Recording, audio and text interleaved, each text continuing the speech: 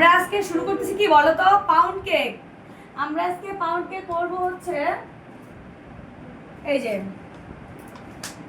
Bakery স্টাইলে milk ফ্লেভারের pound cake, ঠিক আছে? এইটা হচ্ছে মিল্ক ফ্লেভার। এটা তো কিনতে বলেন নাই? না কিন্তু বলিনি, ভ্যানিলা এসেন্স দিও হয়, পাউন্ড কেক তো ভ্যানিলা এসেন্স দিও হয়। আমি এক্সট্রা করে একটু আজকে ভ্যানিলা এসেন্সের পরিবর্তে মিল্ক এসেন্স দিব। আপনারা রসমালাই এই পাউন্ড কেক বানাবেন, আপনারা অরেঞ্জ পাউন্ড কেক বানাবেন, সব পাউন্ড কেক যে কোনো ফ্লেভার দেওয়া যে যায়। কোনো ফ্লেভার ওইগুলো তো খাইতে ভালো লাগবে না। তা আল্লাহ কেন লাগবে না? এই যেরকম এমনি কেক বানিয়ে সেরকম না। হ্যাঁ সেরকমই না, ওই স্পঞ্জ না, এটা ময়েশ্চারি তো, এটা খেতে মজা লাগবে। আপু একটু বড় ডিম আছে নাকি ধ্যান দিয়ে এটা চেঞ্জ করে। আচ্ছা আমরা কুসুম সহ ডিম এভাবে ভেঙে দিব, কুসুম সহ 2টা ডিম, মানে আমরা হচ্ছে 1 পাউন্ডের একটা পাউন্ড কেক বানাবো। 2টা ডিম দিয়ে 1 পাউন্ডের একটা পাউন্ড কেক বানাবো। হ্যাঁ একটু বড় সাইজের একটা ডিম দিলে হচ্ছে আমাদের। ওটা দেন। আচ্ছা একটা ডিম ভেঙে দিছি, এই যে হচ্ছে আমাদের আরেকটা ডিম, এই যে হচ্ছে আমাদের আরেকটা ডিম। 2টা ডিমের মধ্যে আমরা হচ্ছে এই যে এটা কি 1 কাপ, 1 কাপ চিনি, পুরো একটা 1 কাপের চেয়ে সামান্য একটু মিষ্টি, যদি আপনারা কম খেতে চান একটু কম বেশি মিষ্টি আপনারা আপনাদের মতো করে দেবেন, ডিপেন্ড করতেছে আপনাদের, ঠিক আছে? এই যে আমি একটুখানি দেখছেন একটুখানি কম দিলাম, এরপর আপনাদের ফ্যামিলি মেম্বার বাসায় যেরকম যে মিষ্টি খায় সেই লেভেল করে মিষ্টি, যদি কেউ বেশি মিষ্টি খায় বেশি দেবেন। আচ্ছা এটা আমি পুরোটাই এইভাবে ঢেলে দিব, এই যে পুরোটাই ঢেলে দিলাম। 2টা ডিম 1 কাপ চিনি পুরোটা ঢেলে দিলাম, দিয়ে আগে এইভাবে করে নিব। তারপরে হচ্ছে একদম বিটারের স্পিড অনে রেখে অনে রেখে বিটারের স্পিড অনে রেখে আমরা বিট করতে থাকবো। বিটারের স্পিড কিন্তু আমাদের অনে আছে। বাকিটাকে আমরা কাট করে এইভাবে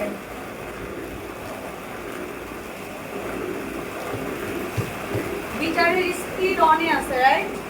অনে রেখে আমরা এই যে এইভাবে একটু ফোম আনার চেষ্টা করব।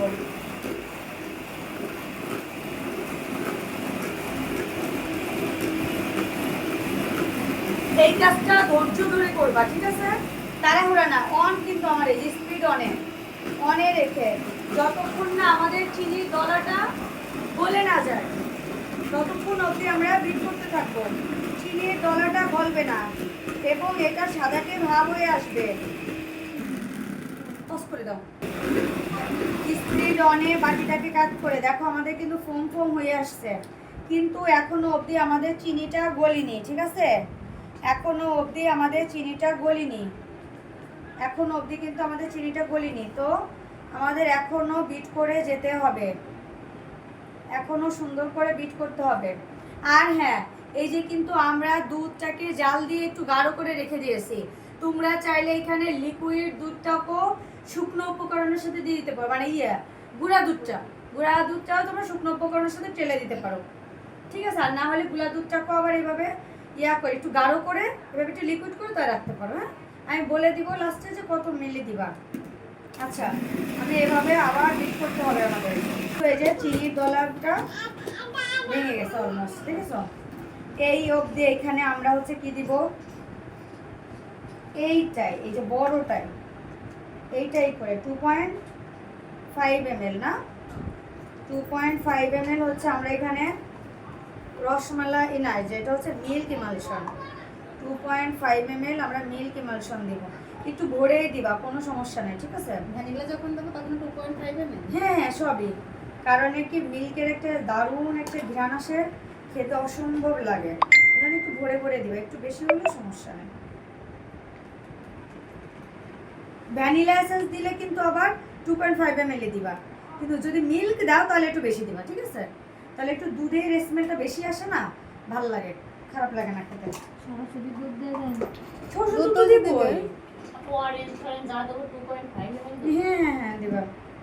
আচ্ছা এর মধ্যে আমরা হচ্ছে এইবার পুরো হাফ কাপ তেল দিব, পুরো হাফ কাপ তেল দিব এখানে আমরা, একদম সম্পূর্ণ হাফ কাপ।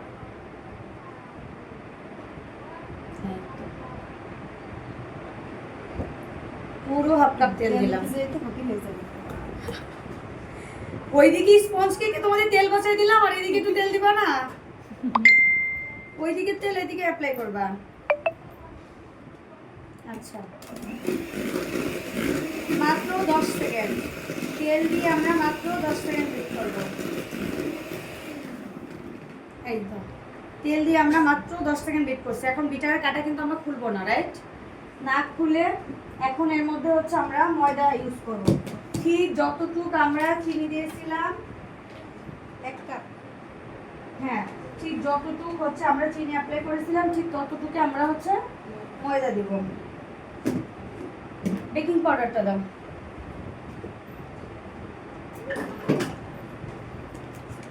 একবারে দিয়ে দিছি। একবারে দিয়ে দেবো আমরা।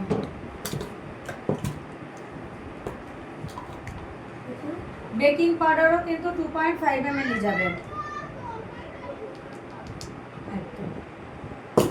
এখন আমরা কাটা কিন্তু খুলিনি, দেখছো? কাটা কিন্তু আমরা খুলিনি। এইভাবে করে একবারে দিয়ে দেবা, একবারে দিয়ে দেবা পুরোটা।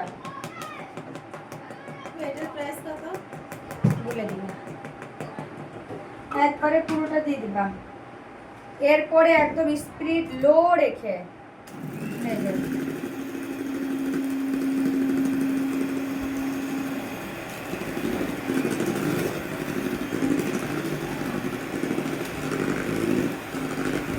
স্পিড লো রেখে আমরা হচ্ছে বিট করব।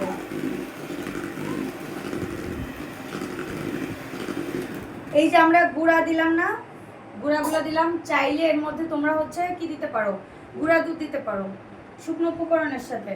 আর যদি গুঁড়া দুধ না থাকে তাহলে লিকুইড করে এভাবে দুধ দিতে পারো। আমরা হচ্ছে এখানে টোটাল 20 ml দুধ দিব।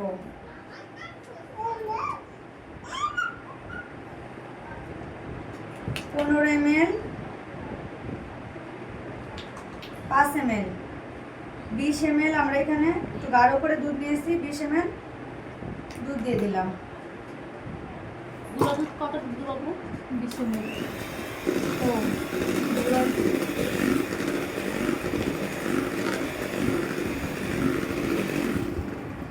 এই যে আমাদের ব্যাটার কিন্তু রেডি। এখন চাইলে তোমরা এর মধ্যে টুটি ফুটি আছে না, যেমন আপনি বাড়িতে কিনতে পাওয়া যায়, ড্রাই ফ্রুটস বলে, যা মন চায় তোমরা এখানে অ্যাপ্লাই করতে পারো। এরকম নরম থাকবে। হ্যাঁ, এরকম লিকুইড থাকবে, যা মনে চায় তোমরা এখানে।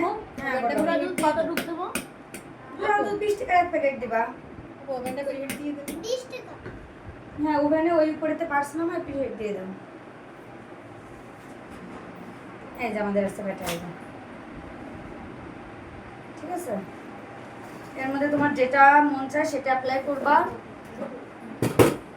আমার হচ্ছে চাইলে তোমরা কাজু বাদাম বা কাঠবাদাম উপরে দিয়ে দিতে পারো, ঠিক আছে? সেটা তোমাদের ডেকোরেশন মতো বা খাওয়ার মতো যেটা মন চায় সেটা তোমরা এখানে অ্যাপ্লাই করতে পারো, কোনো সমস্যা নেই। আচ্ছা,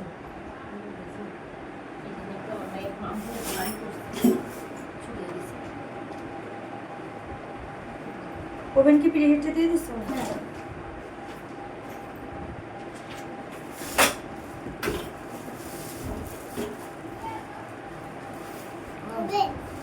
নিচে নামবো। এটা ধরো আমরা চলে যাবো, হয়ে গেছে।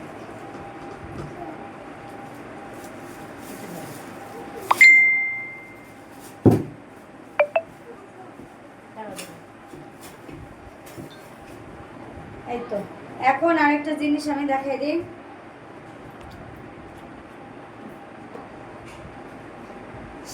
শাসলিকের কাঠি নেবেন, এটাকে এইভাবে তেল ব্রাশ করবেন, করে এই যে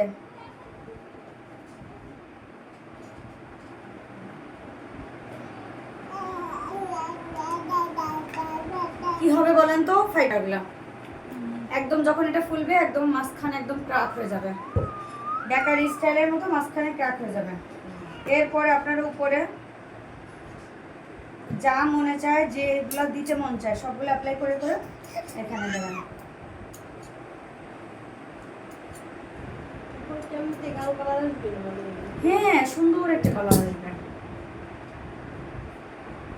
ব্রাউন কালার আসবে একটা। এই যে। একটা